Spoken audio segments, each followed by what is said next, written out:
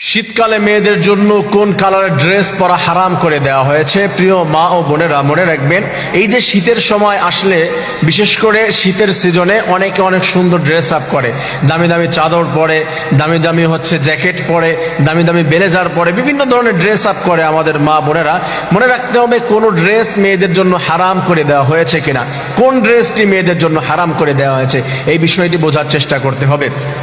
অনেক সময় অনেক মেয়েদের বিভিন্ন কালারের উপরে বলা হয়েছে যে গাঢ় লাল তারা পড়তে পারবে না, তারা গাঢ় হলুদ পড়তে পারবে না, তারা একবারে গোলাপি, চকচকে গোলাপি, এইগুলো পড়তে পারবে না, এই বিষয়টি বলে দেওয়া হয়েছে।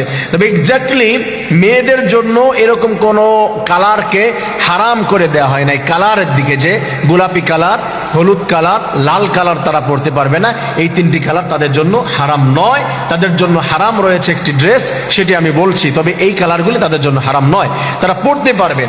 কিন্তু একটি ড্রেস তাদের জন্য হারাম করে দেওয়া হয়েছে, একটি কালার, সেই কালারটি কি?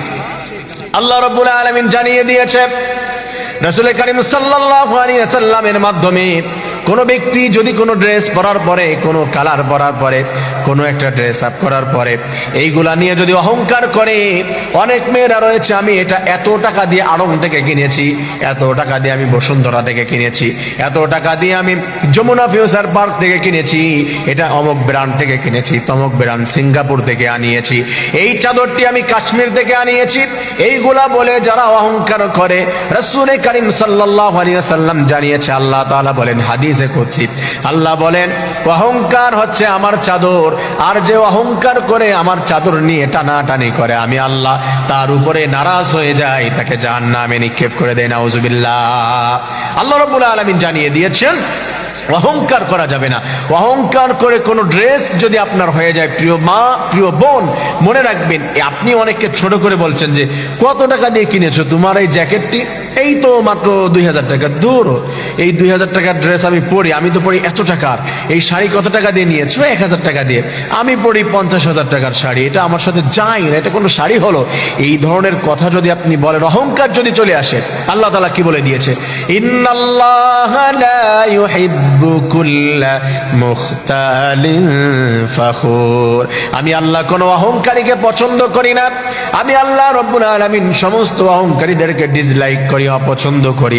আর যারা অহংকার করে, আমি রব্বুল আলামিন তাদেরকে জাহান্নামের ভিতরে নিক্ষেপ করে দেব, নাউযুবিল্লাহ।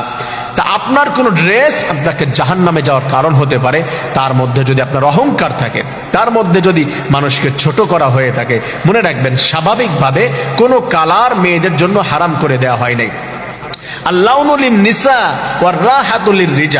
বরঞ্চ মেয়েদের জন্য কালারকে, রাসূল সাল্লাল্লাহু আলাইহি ওয়াসাল্লাম বলেছে, কালারকে সৌন্দর্য বৃদ্ধির জন্য হরেক রকমের কালার তারা পরবে, সুন্দর সুন্দর কালারের ড্রেস আপ তারা করবে, হাজবেন্ডদেরকে আনন্দ দিবে, তাদেরকে খুশি করবে, এবং ছোট ভাই বোনদের ভিতরে আনন্দ করবে ড্রেস আপ করে, এটা বলা হয়েছে তাদেরকে।